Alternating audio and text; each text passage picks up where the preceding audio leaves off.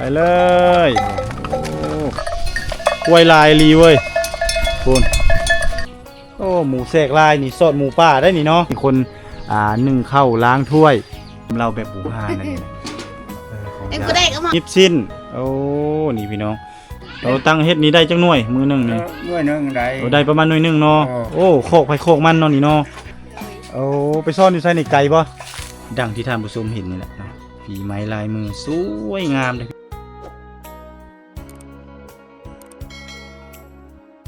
มาเลยปล่อยมาเลยโอ้คักอลีคักอลีโอ้พี่น้องเอ้ยสัมนี้แม่นควายเพิ่นเริ่มมาแต่อันนั้นแหละได้พี่น้องเอ้ยมาแต่ไปเลี้ยงเลยได้สัมนี้เนาะนี่โอ้คักหลายคักหลายบรรยากาศบ้านเพิ่น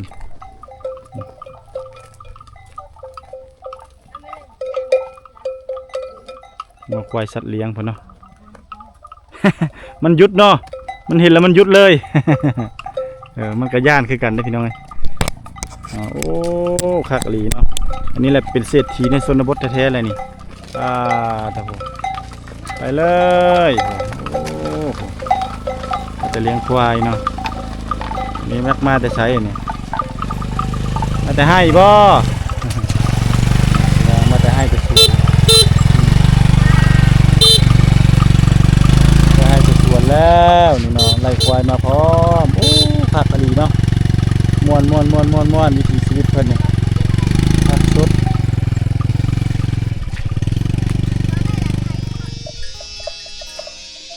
นี่พี่น้องควายสัตว์เลี้ยงเพิ่นนี่หลายเด้มีหมาไปพร้อมนี่มันมาแต่เลี้ยงควายโอ้ควายหลายเนาะโอ้สมพ่อไปหาอยู่เฮือนบ่เห็นเนาะข้าไปเลี้ยงควายลายลีเว้ยคุณจักน้อยโบราณพี่น้องไปเบิ่งเอานี่เอาเรื่องความลายของควายคุณควายลาย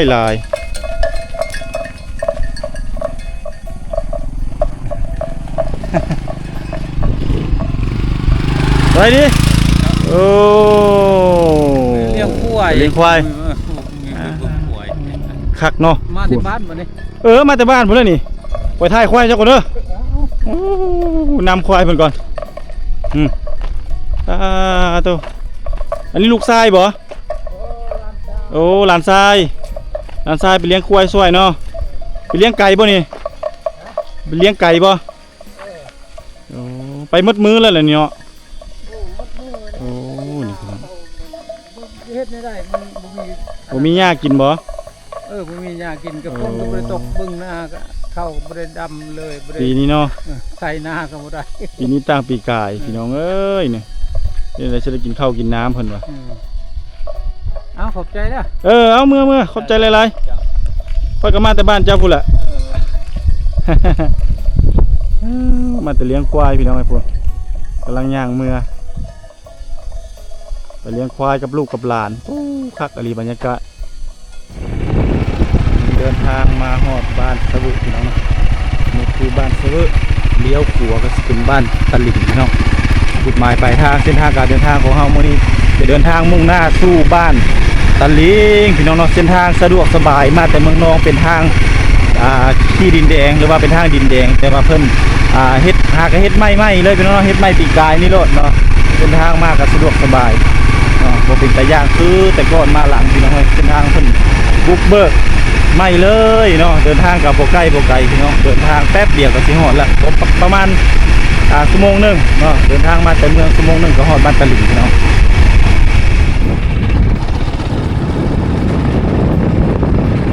แล้วพี่น้องนี่ธรรมชาติบ้านตลิ่งกำลังตกเลยอันนี้โรงเรียนหลังงามเลยพี่น้องโรงเรียนบ้านตลิ่งแล้วก็มีเขาอ้อมหอบเลยนี่เนาะทางด้านหน้านี่ก็คือบ้านตลิ่งจะมีทางไปนะทางโค้งทางนั้นแต่เราจะไปทางนี้พี่น้องไปทางนี้เลยเข้าบ้านตลิ่ง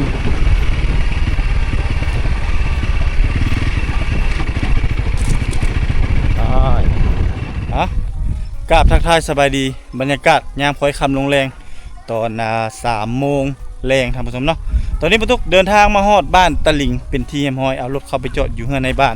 แล้วก็พาท่านผู้ชมเลาะเที่ยวชมเบิ่งบรรยากาศ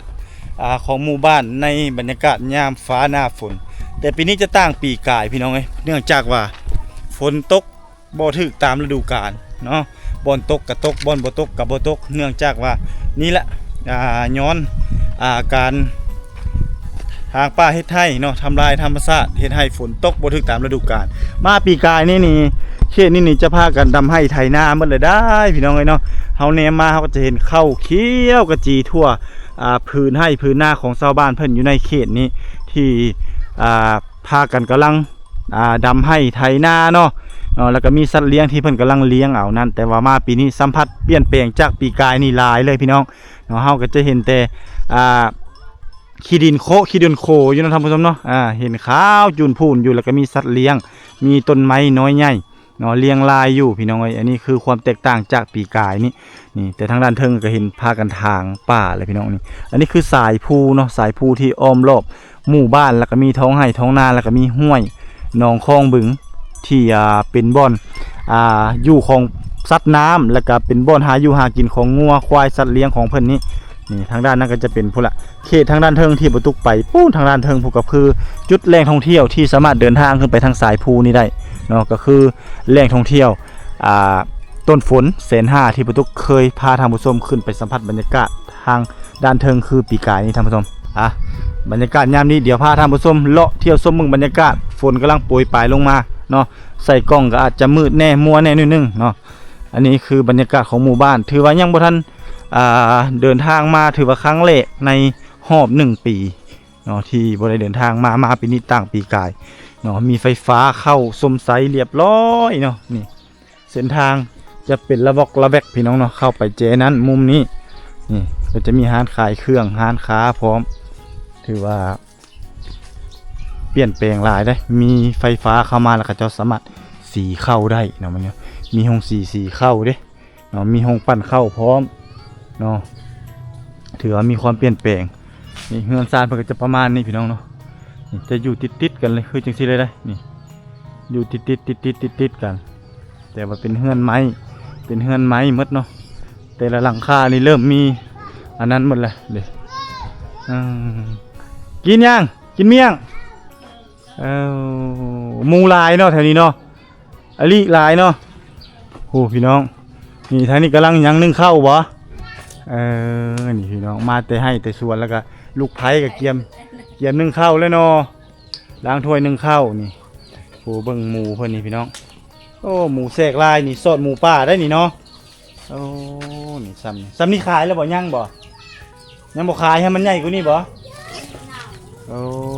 บ่แม่นหมูเพิ่นว่ะโอ้หมูเป็นตะเพงพี่น้องเอ้ยหมูบ้านตะลิงนี่เป็นหมูที่กระเจ้าเอาห้ำนี่แหละห้ำจากเข้าเนี่ยที่กระเจ้าเสียวหรือว่าตำเอานั่นแล้วก็มะเขือเนาะมันจึงเป็นหมูที่ว่าเป็นหมูธรรมชาติเนาะเวลาเขากินต่างๆมันก็จะแซ่บ นี่ทางด้านเทิงเฮามาเฮาก็เห็นวิถีชีวิตของชาวบ้านเนาะคันว่าใครได้ลูกไผ่แน่แล้วก็จะดีแน่เนาะเพราะว่าจะมีคนนึ่งข้าวล้างถ้วยเนาะเฮ็ดอยู่เฮ็ดกินช่วยแม่ย่าว่าง่ายๆซะเนาะนี่ใต้ถุนบ้านโบเป้พี่น้องเอ้ยเขตนี้ถือว่าเขาเจ้าจะขูดยางโบงนี่น่าจะขูดปีกายนี่กับปีนี้นำเนาะฟืนใดเก่าๆนั่นก็คือน่าจะเป็นปีกายฟืนใดตัวใหม่ก็น่าจะเป็นปีนี้ยางโบงก็คือตัวที่เขาเจ้าส่งออกเวียดนามพี่น้องเอ้ยเนาะนี่มาสัมผัสยายมันก่อนสบายดียายสบายโอ้กินยังโอ้แงะแล้วแงะโอ้เอ็มเนาะเอ็มโอ้มาแต่ให้บ่โอ้ซักเข้าแล้วบ่ปลูกเข้าละจับจอยแล้วบ่จัดละโอ้มันยังบ่ทันมันแดดเนาะมันบ่อยากเป็นเนาะมีเพียนตกเพราะว่าไผปีนี้เป็นแนวนี้หมดปีนี้เนาะมาแต่ให้แต่สวนแล้วก็ถือว่าคนเฮามันต้องคิดใส่หิวข้าวอันนึงแล้วก็หิวส้มแน่น้องก็จะกินข้าวส้มก็จะกินให้มันส่วงคันสิว่าแล้วก็เนาะรถไถนี่ลงอันนั้นแล้วบ่ลงนาแล้วบ่รถไถนี่เริ่มลงนาแล้วพี่น้องเนาะแต่ว่าน้ำยังบ่มีก็เลยเอาขึ้นมาจอดไว้ก่อนมีน้ำน้ำบ่มีเนาะ น้ำบ่มีน้ำคือกันพี่น้องเอ้ยอ้าวขอบใจเด้อไปเลาะบ้านก่อนนี่อ้าวแต่ละหลังคาเฮือนเพิ่นก็มีห้องน้ำพี่น้องเนาะเป็นสุขะสุขะอนามัยของแต่ละหลังคาเฮือนว่าซั่นซะเนาะนี่เฮาสิพาท่านผู้ชมเลาะรถเฮามาจอดอยู่นี่นี่อันนี้คือเฮือนในบ้านเอามาฝากรถอยู่นี่เนาะนี่คือเฮือนในบ้านนี่อันนี้คือน้ำบาดาลตัวนี้จะเป็นน้ำบาดาลนี่น้ำโยกโอ้มาปีนี้ถือว่าฟ้าฝนบ่หลายพี่น้องเอ้ยการส้มใส่น้ำก็ถือว่ายังสะอาดสะอ้างอยู่เนาะเพิ่นเฮ็ดบ่อนอันนั้นให้เทบ่ให้มันเปื้อนเนาะการเปื้อนแล้วก็ให้มันไหลลงไปพุ่นนี่อยู่ใจกลางหมู่บ้านเลยนี่เป็นโครงการเจ้าน้ำบาดาลชุมชนบ้านตลิ่งเมืองนองแขวงสวรรณเขตพี่น้องเนาะเป็นองค์การของสหประชาชาติตัวนี้เนาะไปเดี๋ยวเฮาจะพาท่านผู้ชมลุยต่อนี่รถเฮาจอดไว้นี่เนาะพี่น้องเนาะรถจักรเฮาจอดไว้นี่เดี๋ยวเฮาจะไปเบิ่งเห็นยายนึงเพิ่นกำลังเป่าอีหยังปูดอยู่ทางพุ่นเนาะคือสิแม่นต้มเหล้า ต้มเหล้าบ่นี่พี่น้องเหล้าบ้านตะลิงแล้วนี่เนาะเฮือนก็จะลงปุกลงไปจนฮอดให้นาทั้งพุ่นแหละเอ้าต้มเหล้าบ่บ้านชวนนี่เห็นเพิ่นไปแต่ขายเครื่องหาพักมีซีโซไปขายเนาะจ้ะเนาะขอจื้อแล้ววันนี้อันนี้เฮือนจ้ะเนาะอันนี้ต้มเหล้าบ่นี่นี่พี่น้องอันนี้แบบต้มเหล้าแบบบูฮานนั่นนี่นะของยาย có đẹp không không แล้วให้เหล้ามันออกอยู่พุ่นเนาะฝนตกแล้วเข้ามาในบ่ย้ายพุ่นที่จริงเพิ่นดังอยู่พุ่นเพิ่นดับ เพิ่นดับแล้วเพิ่นเข้ามาต้มอยู่ในพี่อันนี้เหล้าสูตรบูฮานเด้อพี่น้องนะ em có đẹp vào bên đây nè กำลังดังไฟต้มเหล้าพี่น้อง แล้วเราบ่ให้หน้าตากะยังบ่ยังบ่ฮู้เลยแสดงว่าเพิ่นบ่ฮู้ภาษาลาวปานใดพี่น้องอ้าว นี่แหละวิถีชีวิตและการต้มเหล้าของชาวบ้านเนาะในชนบทเฮาได้เห็นนํกันนี่ลูกสาวเพิ่นเอากาแฟมาให้แล้วก็สิดังไฟต้มเหล้าอ้าวต้มซะเด้ออ้าวโอนคอกเป็ดคอกไก่เนาะอยู่ใกล้ๆนี่เลยนี่มีระบบน้ำประปาท่อต่อฮอดเฮือนเลยได้สะดวกสบายเด้อบ้านนี้เด้อพี่น้องเอ้ยนี่อันนี้คือห้างหมูยังเป็นแบบเก่าเนาะเจาะไม้แล้วก็เอาห้างหมูนี่มาใส่เนาะความเก่าความแก่เบิ่งเอาพี่น้องเอ้ยนี่ระบบน้ำประปาเนาะบ่แม่นน้ำประปาพี่น้องเอ้ยอันนี้เพิ่นเจาะน้ำเนาะเพิ่นเจาะน้ำเองเลยเนาะนี่แล้วก็ต่อบิดตืดเนาะต่อไฟมันก็จะเข้ามาใส่อ่างนี่เนาะมันก็จะไหลลงใส่สวนนี่อันนี้เป็นสวนลงไปนั่นเป็นคลองหรือว่าเป็นห้วยอันนี้คือเฮือนของเพิ่นเนาะนี่มีเฮือนสองหลังอยู่ติดๆกันนี่แหละเนาะใกล้ๆกันเลยนี่บ้านชวนเฮ็ดอีหยังไม่เท่าโอ้เฮ็ดสิ้นบ่ยิบสิ้นนี่พี่น้องส่วนเผามังกรเพิ่นตำสิ้นนุ่งเองเด้เนาะเป็นฝีไม้ลายมือนี่พี่น้องสิ้นที่เพิ่นนุ่งอยู่นี่ก็คือเพิ่นตำเองนุ่งเองเลยตะเบิ่มนุ่งเบิ่มกักเอ้ยนี่เนาะกักลึเจิงประตะเบิ่มแม่นแหละเนาะคันว่าอยากไปซื้อนุ่งผัดบ่มีเงินเพิ่นว่าบ่มีเงินเพิ่นก็เลยตำเองนุ่งเองคักหลายนี่แหละคือวิถีชีวิตของเขาเจ้าเนาะตำเองนุ่งเองเลยตำแต่ยังสาวพุ่นเลยแม่เนาะนี่สอนลูกสอนหลานเด้อจังเป็นเด้หลายๆคน ขอบใจเด้อไปเบิ่งพ่อเฒ่าก่อนโอ้นี่โอ้บันชวนพ่อเฒ่าบันชวนได้พ่อเฒ่าเอ้ยบ่มีมือจับแล้วนี่เอาจับนี่เด้อบันชวนโอ้อันนี้กำลังเฮ็ดหยังพ่อเฒ่านี่เฮ็ดนี่บ่โดยเต็บข้าวโอ้เฮ็ดติบข้าวโอ้พี่น้องมีเงินเห็นโดยลูกหลานตัดให้เฮาตัวใหม่นี่โดยลูกหลานตัดตัดให้เนาะตัดมาแล้วเจ้ามาสานเองเฮ็ดเองโอ้นี่พี่น้องนี่คือภูมิปัญญาวิถีชีวิตของเขาเจ้าเองเลยอยู่ละล่ะเนาะเป็นคนนึงไม่ได้เฮ็ดโดย อยู่ก็อยู่ละลาเนาะ อยู่ละลาบ่ได้นะ แม่นแล้วบ่ได้เงินได้พี่น้องเอ้ย เออ มื้อหนึงนี่สารนี่ได้บ่ติปหนึงนี่พอ ได้คันตั้งเฮ็ด เราตั้งเฮ็ดนี่ได้จักหน่วยมื้อหนึงนี่ หน่วยหนึงได้ ได้ประมาณหน่วยหนึงเนาะ เออ เพราะว่ามันเป็นงานละเอียดพิธีพิถันเนาะพ่อเฒ่าเนาะ อืม ไม้ส่วนลายนี่เขาเจ้าเอา ไม้ไล่ ไม้เฮ็ดไม้ไล่บ่ โอ้ตัวมันนะ โอ้อาบังอะไรแล้วเนาะ ได้ชาม4หน่วยเลย5หน่วยเลยเท่าใด โอ้ เขาขายหมดเลย โดยขายมาแล้ว หมดแล้ว โอ้แสดงว่าฝีมือพ่อบ่ธรรมดาเนาะมีคนจองตลอด โอ้ นี่อันนี้คือฝีไม้ลายมือของพ่อเพิ่นขออนุญาตถามพ่อหน่วยหนึงนี่ขายประมาณหน่วยเท่าไหร่พ่อ บ่เฮาจะขอได้ดูที่ร้านนั่นแหละหน่วยละ50,000 โอ้หน่วยหนึ่ง50,000กีบเนาะประมาณ70กว่าบาทพี่น้องเอ้ย โอ้ ถือว่าบ่แพงราคาบ่แพงพี่น้อง แพง เนาะ บ่มันได้ทิบเข้าได้ประมาณว่า2ปี3ปีนี่ โอ้ มันพระเห็น โดยลูกหลานก็ได้เฮียนเป็นอยู่บ่แบบนี้เจ้าเฮ็ดนี่ เป็นได้เห็น โอ้เฮียนก็เป็นเนาะ เป็น พอได้มีผู้สืบทอดน่ะนะ มีอยู่เนาะ มี คักเลยพี่น้ ลู อก ง หลานเนี่ยไล่เวียกเห็น โดย เท่านี่ก็เฮ็ดอันนี้ก็ โดย กันเมื่อยก็พักผ่อนนอน คักหลาย อยากเอากินข้าว เออ นี่แหละพี่น้องเอ้ยคือภูมิปัญญาของชาวบ้านชาวบ้านตะหลิ่งเมืองนองแขวงสวรรณเขต วันปีนี้ตายได้ลูกหลานเลย บ่ ตายยังตายพ้นบ่ทำเห็น ฝนบ่ตกถึกตามฤดูกาลปีนี้เนาะบ่ว่าอยู่ไสพ่อเอ้ยหมดทั่วโลกอันนี้เป็นอันนี้ถือว่าแล้วแต่บุญวาสนาปีนี้ เพราะวัฒนาเลย เพราะว่ามันเป็นน้ำธรรมชาติเป็นน้ำคนแน่ เตือนบ้านนะเฮาได้ โอ้โดยอยู่ไสก็บ่มีน้ำเนาะบ่เฒ่าเนาะ โอ้ โดยขอบใจเด้อบ่เฒ่าเด้อ เข้าใจ โดยนี่ ขอบคุณอร่อย อ้าวกอกมันก็คักกอกเนาะ โอ้ค่ะ สู่ปอกเลย ปอกบ่ได้เชียเงินเห็น ตัวเล็กน้อยสมัยนี้ชื่อนะยาเขาเฮ็ดนี่ก็บ่ได้เด้อ บ่ได้เนาะ ซองนึงได้ 5,000 6,000โอ้ชุบบ่ได้เวลาชื่อเนี่ยเอาพอดีมันก็หมดจังหน่อย แม่นความแล้ว แม่เฮาก็เอาปลูกเองนี่ อันนี้ปลูกเองสบาย ทางอันนั้นนะลูกอะไรไม้ให้ย่าเนี่ย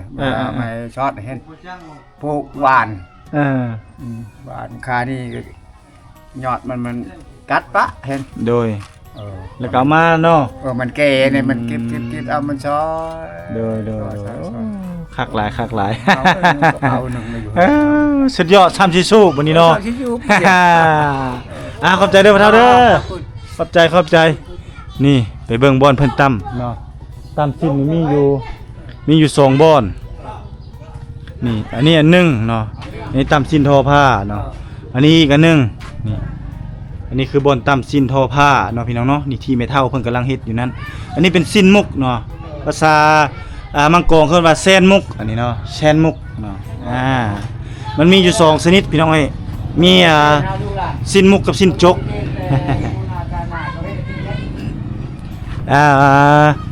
ตัวนี้นี่แม่นเฮ็ดมาตั้งแต่ปู่ย่าตายายเลยเนาะโอ้ ในมันปูนายเขาว่าในทางไงได้ โอ้ เฮ็ดฝ่ายเลย โดยเฮ็ดฝ้ายเนาะแต่ก่อนเนาะ เฮ็ดฝ่ายเขาว่า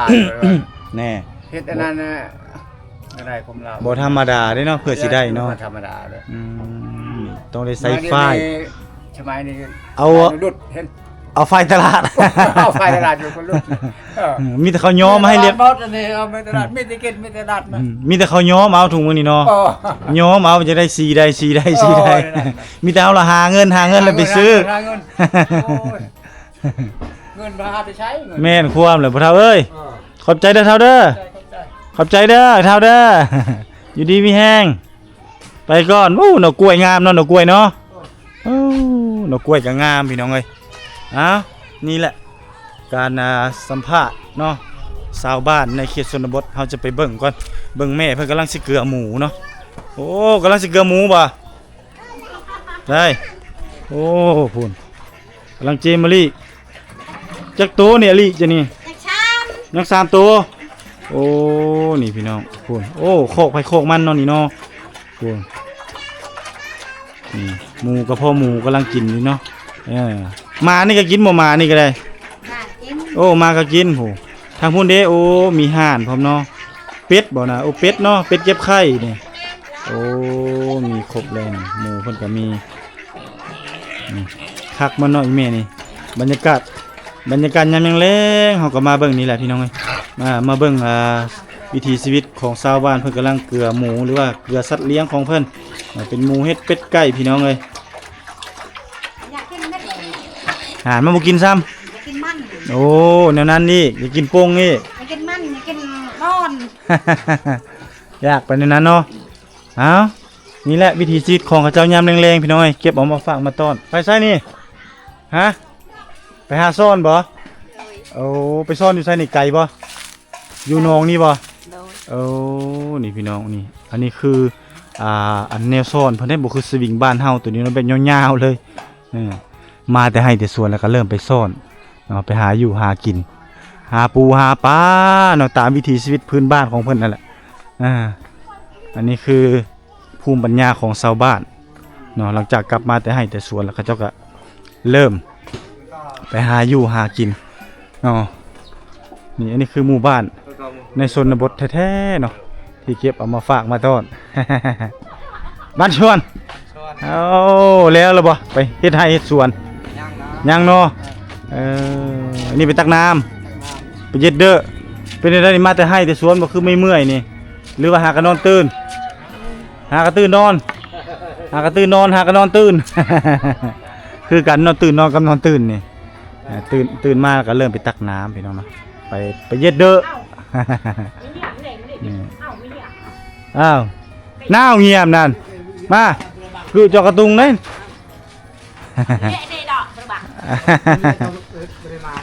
โดนแล้วนะเขาบ่ได้มาเลยหากะมานี่แหละแม่นเอานี่แหละพี่น้องวิถีชีวิตของชาวบ้านตะลิ่งเนาะถือว่ายามนี่ก็ถือว่าฝนบ่ค่อยตกชาวบ้านเพิ่นก็ว่างงานหลาย ฝนบ่ตกเลยบ่ได้พากันเฮ็ดไร่เฮ็ดนาเนาะเฮ็ดแต่ไร่นายังบ่ได้เฮ็ดพี่น้องเอ้ย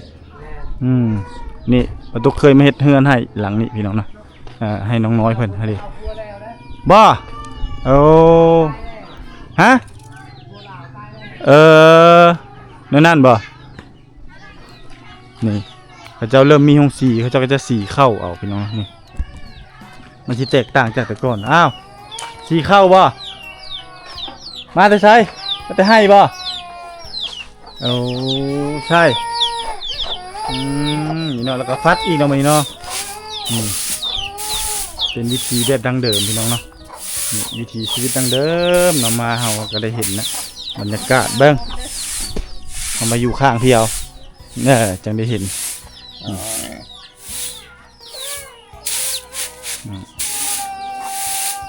บรรยากาศคอยค่ำลงแรงพี่น้องเนาะเอามาได้เห็นวิถีชีวิตของเขาเจ้าที่กำลังพากันฟัดเข้าหลังจากกลับมาแต่ให้แต่สวนอันนี้เป็นวิธีดังเดินแท้ๆนี่เบิ่งทั้งหมูทั้งเห็ดทั้งไก่พี่น้องเลยจะเต็มอยู่ถ้ากินข้าวที่ตกออกจากกระด้งพี่น้องเลยอันนี้คือวิถีชีวิตของเพิ่นที่เก็บเอามาฝากมาต้อนเนาะน้าวเงียบนั่นแปะได้ โอ้ทางนั้นกำลังเก็บฟืนโอ้ทางนี้เอามาแต่หาฟืนบ่โอ้นี่มาแต่หาฟืนเนาะโอ้บ่แม่นเก็บฟืนบ่เก็บฟืนมาทอนไว้เนาะบัดยามฝนเนาะบัดฝนแล้วมันเสียนโอ้เก็บหญ้าอยู่นี่บ่นี่พี่น้องเพิ่นเก็บฟืนช่วยกันนั่นนี่ได้โอ้จบหลาย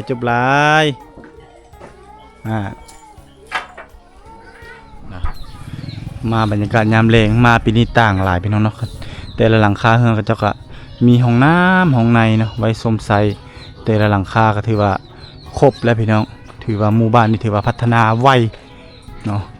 นี่ใต้ถุนบ้านพี่น้องเอ้ยแต่ละหลังคานี่จะมีบนต่ำสิ้นเลยพี่น้องเอ้ยนี่มาเบิ่งหลังนี้อีกพี่น้องเอ้ยโอ้คักเนาะอันนี้บนต่ำสิ้นเนาะนี่พี่น้องเอ้ยอันนี้คือบนต่ำสิ้นของเพิ่นอันนี้คือว่าสิ้นมุกพี่น้องของชนเผ่ามังกรเขาจะเผ่ามังกรเผ่าตะโอยนะเผ่าตะโอยนี่จะต่ำอยู่ในกระโตคน แต่ถ้าเป็นเผ่ามังกรคือจังซี่แหละจะมีโฮงต่ำก็คือจังซี่เนาะก็คือกับชนเผ่าผู้ไทยนี่จะคือกันสิ้นเพิ่นพื้นงามๆเนาะอันนี้คือว่าสิ้นมุกตัวนี้เนาะเป็นสิ้นมุกหรือว่าภาษาเพิ่นเรียกว่าแซนมุกนี่ก็จะมีกระต้าพร้อมไหมนี่เป็นกระต้าท ที่เขาเจ้าเก็บได้เก็บอย่างต่างๆเนาะได้เก็บนี่แหละได้ไม้ยิบอย่างต่างๆในเมื่อก่อนนี่เขาเจ้าจะใช้เป็นงิ้วหรือว่าไม้เลี้ยงม้อนเป็นอย่างต่างๆเนาะคือทางเหนือแต่มาถึงปัจจุบันนี่ก็มันก็เนื่องจากลายฟ้าลาปีเนาะวิถีชีวิตมันก็เริ่มเปลี่ยนไปชาวบ้านเพิ่นก็เริ่มมานี่แหละเอาฝ้ายเอาได้มีอย่างต่างๆนี่เนาะจากที่ว่าเพิ่นใช้ไม้เลี้ยงม้อนเนาะแม่นอย่างต่างๆเขาเจ้าก็จะเริ่มไปซื้อเอาจากตลาดเลยพี่น้องเนาะตลาดมันจะง่ายกว่าเนาะซื้อเป็นก้อนหลังจากนั้นเขาเจ้าจะมาจัดสีเอาสีใดเนาะแล้วก็มานี่แหละเฮ็ดออกเป็นดังที่ท่านผู้ชมเห็นนี่แหละเนาะฝีไม้ลายมือสวยงามเลยพี่น้องนี่นี่ก็คือบ่ได้เดินทางมาดุลละเลยมาเก็บเอามาฝากมาต้อนโอ้กำลังไปไสนี่ไปหากินบ่หาอยู่หากินเนาะนี่แหละพี่น้องเอ้ยมาแต่ให้แต่สวนแล้วก็เริ่มไปหาอยู่หากินเนาะนี่คือรูปภาพบรรยากาศอีกมุมหนึ่งของบ้านตะลิงพี่น้องเป็นหมู่บ้านที่บ่มีหัวคันเขตแดนได้เฮือนเพิ่นก็จะอยู่ติดๆกันเนาะบางหลังก็สิบ่เห็นเฮือนพุ่นแหละเพราะว่าต้นไม้ใบหญ้ารวมถึงกองฟืนนี่แหละมันตันอยู่เนาะพี่น้องเนาะนี่มีไฟฟ้าแล่นผ่านเรียบร้อยแต่ยังบ่มีสัญญาณโทรศัพท์เถื่อพี่น้องนี่คือหัวเพิ่นก็เอาไม้ยางโบงมาเฮ็ดไปนี่เอามาเฮ็ดเป็นคอกหมูพี่น้องเอ้ยคอกหมูนี่หมูก็สิเต็มอยู่ในนี่แหละเพิ่นเลี้ยงหมูได้นี่แหละโอ้ลายตูเติบหมูเพิ่นก็อันนี้คือคอกหมูของเพิ่นเนาะหมูตัวนี้น้อยเนาะเกลือห้ำแล้วก็นอนเป็นตาสะโอนเนาะพี่น้องเนาะเป็นตาแพงกำลังเป็นตาแพงเลยอันนี้คือบ้านเฮือนของส่วนเผ่ามังกรก็สิประมาณนี้ถือว่าพัฒนาหลายเติบพี่น้องเนาะอันนี้ก็คือเฮือนซ่าน3-4 โมงแรงแล้วก็เริ่มมาแล้วก็เริ่มพากันนึ่งข้าวเป่าไฟเนาะ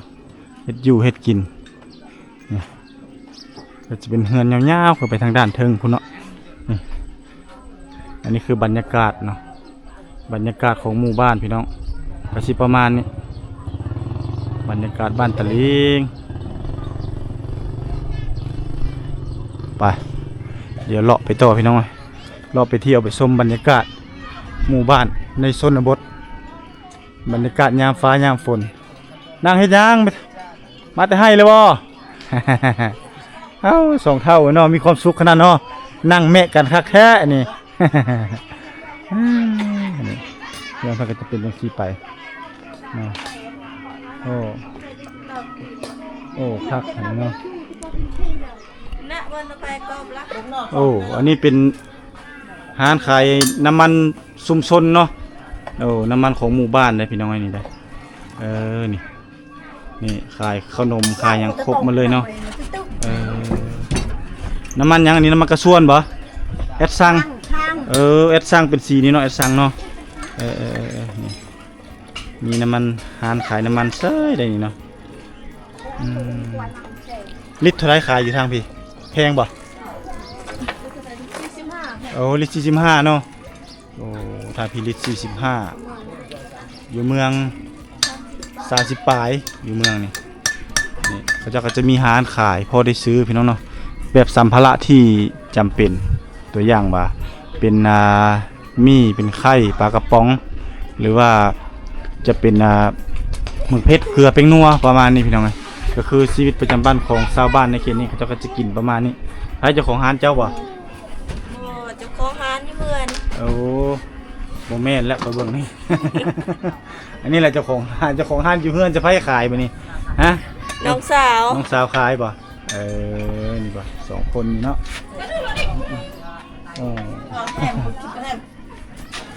นี่ขายน้ำมันพร้อมเด้อพี่น้องเด้อถือว่าอยู่ในชนบทนี่ก็ต้องมีน้ำมันเอาไปขายเนาะเพราะว่ารถจักรรถไถยานพาหนะต่างๆอยู่ในนี่ก็ต้องได้ซื้อจากชุมชนหรือว่าจากหมู่บ้านเนาะบางคนเขาเจ้าก็จะไปเมืองเขาเจ้าจะซื้อมาขายเองเนาะบางบ่อนเขาเจ้าจะซื้อมานี่แหละมาใส่เองประมาณนี้พี่น้องเนาะไปเดินทางต่อบัดนี้โอ้ บรรยากาศของเรือนซานเพิ่นเนาะก็สิประมาณนี้แบบดั้งเดิมเนาะ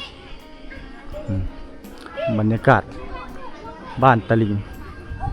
ถือว่าเป็นหมู่บ้านในเขตชนบทหรือว่าสุดเขตแดนของเมืองหนองอ้าวลิ้นเลยเฮ็ด นี่โอ้เอาสายยางยืดมาเอาสายยางยืดมาเฮ็ดเป็นบอลลิ้นปกติเห็นแต่ผู้หญิงลิ้นเดี๋ยวนี้ผู้ชายก็ลิ้นคือกันนี่ก็พัฒนาขึ้นหลายเนาะนี่น่ะเฮ้ยคักลายเฮ็ดอีกเฮ็ดเลย อ้าวนี่เป็นการละเล่นแบบบ้านๆเนาะการลิ้นบ้านๆเนาะเพียงคอมาได้บาทนี่นะนี่กงให้โอ้ไปสบาย เฮ็ดนานโอ้เอาขึ้นสิวันนี้ขึ้นหูบ่หัวเลยบ่หูก็เนาะเอาเฮ็ดพุตีลังกา โอ้ผู้น้อยเราไปโลดผู้ใหญ่ไปเองบ่นี่ นี่แหละคือการละเล่นของเพิ่นเนาะอ้าวคักลายโอเคท่านผู้ชมสำหรับคลิปนี้เป็นคลิปที่บ่ตุกได้มีโอกาสเดินทางเข้ามาที่บ้านตะลิงเมืองหนองแขวงสะวรรณเขตให้ท่านผู้ชมได้ติดตามรับชมซึ่งบ่ตุกได้เดินทางมาหมู่บ้านแห่งนี้เป็นชนเผ่ามังกรนับถือผีบ่มีศาสนาท่านผู้ชมเนาะซึ่งว่าหมู่บ้านแห่งนี้เนาะอาชีพหลักของเขาเจ้าก็คือเฮ็ดนาแล้วก็เฮ็ดสวนพี่น้องเนาะแต่ในเมื่อก่อนก็เฮ็ดให้ก็จะมีเฮ็ดให้นำพี่น้องเนาะมีอยู่ 2-3 อย่างที่เขาเจ้าเฮ็ดในถึงปัจจุบันนี้มาฮอดเฮาก็จะได้เห็นวิถีชีวิตของชาวบ้านในบรรยากาศยามแลงก็บ่ว่าจะเป็นการตำข้าวตำน้ำก็เริ่มเลือนลางหายไปเนื่องจากว่าหมู่บ้านแห่งนี้ก็เริ่มมีไฟฟ้าพี่น้องเนาะมีไฟฟ้าเข้ามาแล้วก็เจ้าก็จะบ่ได้มีตำข้าวก็ถือว่าจะสะดวกสบายแล้วก็ประหยัดเวลาลงบ่คือแต่ก่อนเนาะแล้วก็จะเอาเวลาไปเฮ็ดอย่างอื่นได้เนาะและให้วิถีชีวิตยังคงเดิมนั่นก็คือการทำมาหากินของเจ้าจะไปหาซ่อนปูซ่อนป่าเนาะใส่แหแซ่มองมาแต่ใส่แหแซ่มองมาแต่หาอยู่หากินแล้วก็เจ้าก็จะพากันนึ่งข้าวเป่าไฟเนาะบางคนก็กำลังปอกหน่อไม้เนาะอันนี้คือวิถีชีวิตแบบดั้งเดิมแล้วก็จะมีการตำสิ้นทอผ้าของชนเผ่ามังกรที่บ่ตุกได้มีโอกาสเดินทางเข้ามาเก็บเอาภาพบรรยากาศมาฝากมาตอนท่านผู้ชมทางด้านหลังของประตูนี่ก็คือทางเข้าหมู่บ้านพี่น้องๆนี่คือหมู่บ้านตะลิงซึ่งหมู่บ้านตะลิงนี่ห่างจากเมืองนองน่าจะประมาณ15-20 กิโลเมตรได้ท่านผู้ชมน้องบ่ไกลขี่รถเพียงแต่1ชั่วโมงก็สามารถเดินทางมาเที่ยวมาชมมาฮอดหมู่บ้านแห่งนี้เส้นทางเป็นเส้นทางดินแดงแต่ว่าเขาเจ้าหากระบุกเบิกหรือว่าทะลุมาปีกายนี่หรือว่าซ่อมแซมใหม่แม่นสะดวกสบายรถใหญ่ก็สามารถเข้ามาได้เพราะว่าจะมีรถขนสินค้าบ่ว่าจะเป็นข้าวสารอาหารแห้งรวมถึงตู้ในอย่างต่างๆเนาะหรือว่าสินค้าต่างๆเข้ามาขายอยู่ในหมู่บ้านนี้เนาะและหมู่บ้านนี้นี่ติดกับภูเขาทางด้านหลังของประตูนี้จะมีเป็นภูเขาแล้วก็มีท้องไร่ท้องนาซึ่งเป็นธรรมชาติที่สวยงามและก็อุดมสมบูรณ์ที่สุดเหมาะแก่การมาเที่ยวมาชมมาสัมผัสวิถีชีวิตแบบดั้งเดิมคือจังซี่อันนี้เป็นข้อมูลเล็กๆน้อยๆที่ประตูได้มีโอกาสเดินทางมาเก็บเอามาฝากมาตอนทางผู้ชมทุกท่านที่เข้ามาติดตามรับชมพบกันใหม่คลิปหน้าท่านผู้ชมสำหรับคลิปนี้ประตูขอลาไปก่อนสบายดี